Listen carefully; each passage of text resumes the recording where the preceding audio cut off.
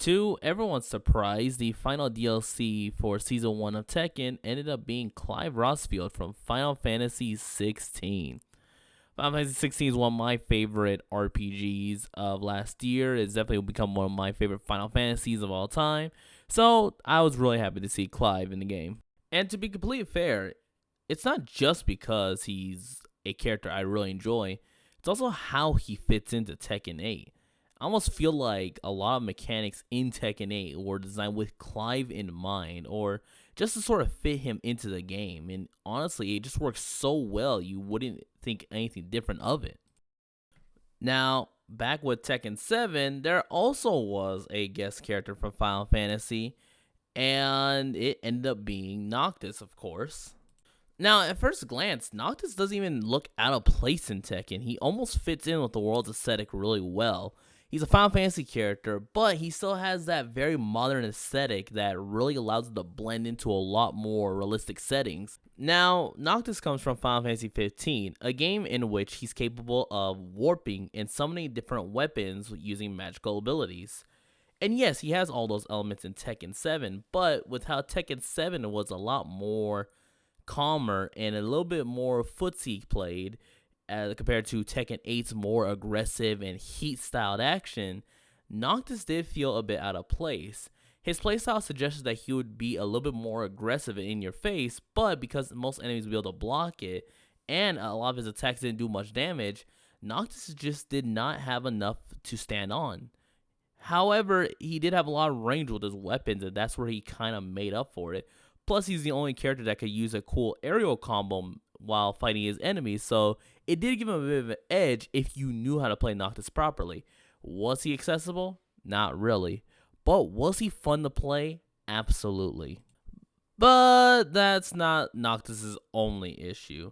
You see, Tekken does involve a lot of customization with character outfits and how they can look. As for Noctis, he was seemingly limited in these options. While you could change the color of his outfits and use some preset outfits that the Tekken team did provide, as well as Square Enix, you couldn't change his hair, nor could you give him the usual Tekken clothing. So when it comes to the customization department, Clive actually has a lot more options. While you still can't customize his hair to look any different, you can remove his facial hair. You can also give him different clothes to make him fit in with the world of Tekken itself. And honestly, it's kind of neat how well Clive just fits into this game's world, aside from the fact that he is a fantasy character who looks very much like he's from medieval Europe.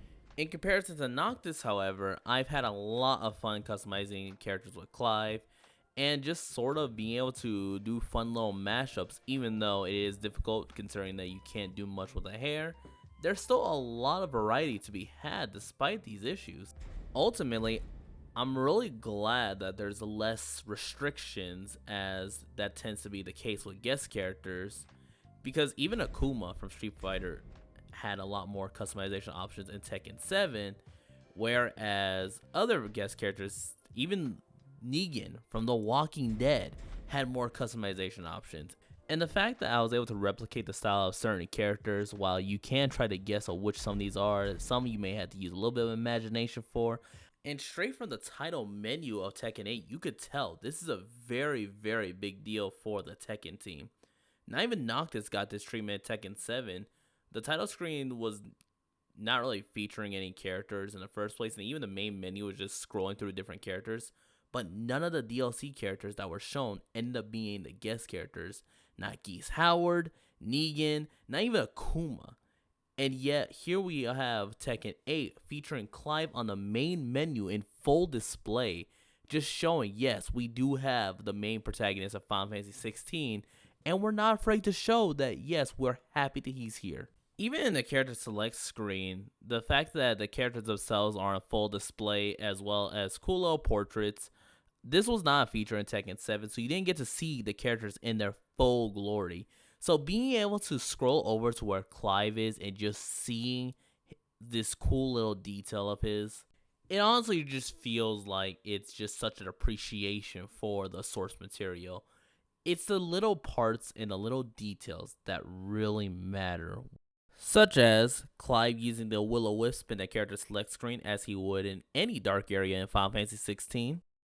And the fact that Clive has his Ifrit Black outfit as well as his Imperial Sambrek outfit that only has an Imperial Longsword and not Clive's Invictus Blade. Now, in terms of Clive's moveset, a lot of his actions are actually fully available in Final Fantasy 16. There are some original moves here and there, but the fact that Clive's skill set is translated so well into Tekken's fighting is really amazing to me. There are some differences just to fit the fighting game aesthetic, but it works really well and fits Clive's nature. And to top it off, they even added Torgal, Clive's faithful companion, into his moveset, meaning that anytime you could attack with a dog. And yes, the famous throw team up that Torgal Clive had is also within the game as one of Clive's main throws. So if you ever just want to really hit your opponent with a combo, use this throw against them. And here's just some of the abilities that Clive can pull off that you should look out for in Tekken 8. These are all faithfully recreated from the original game, and I absolutely appreciate the fact that the Tekken team did put a lot of attention to detail, a lot of love and care into making these moves look the way they do in the Tekken 8 engine, and just making sure that, yes, you do feel like you are playing as Clive from Final Fantasy 16. But there are some moves that did have to get slightly adjusted, of course, just so they could fit in the game. And that ended up being Giga Flare and Judgment Bolt. And you will see that both of these attacks do end up in Tekken, but they're vastly different from their original counterparts, as Giga Flare is a long-range attack that can be moved around in very fluid movements, while Judgment Bolt is a area of effect attack that could end almost any fight. It's good against bosses, but if there is a crowd that you need help controlling, Judgment Bolt is the way to go. Ultimately, while I understand that there are some concerns about Clive being in Tekken, the amount of hype I've seen around him being in the game shows that yes, he's very much a popular character. Is he the most popular choice? No. Is he the most popular Final Fantasy character? No. But I feel like he's the right one for this game. I feel like a lot of decisions were made with Clive in mind for Tekken 8. And I do truly believe that, yes, Clive does belong in Tekken, and this is the style that he would thrive in the fighting game. So ultimately, I do hope that if you do play Tekken 8, that you do check out Clive as a character. If you play Final Fantasy 16, maybe give Clive a shot in Tekken, because honestly, I do plan on putting a lot of hours into this character as well as into this game. Anyway, that's enough out of me. I hope you enjoyed this video, and I hope you see why I believe Clive truly does belong in Tekken. I'll see you on the next one. Thank you very much.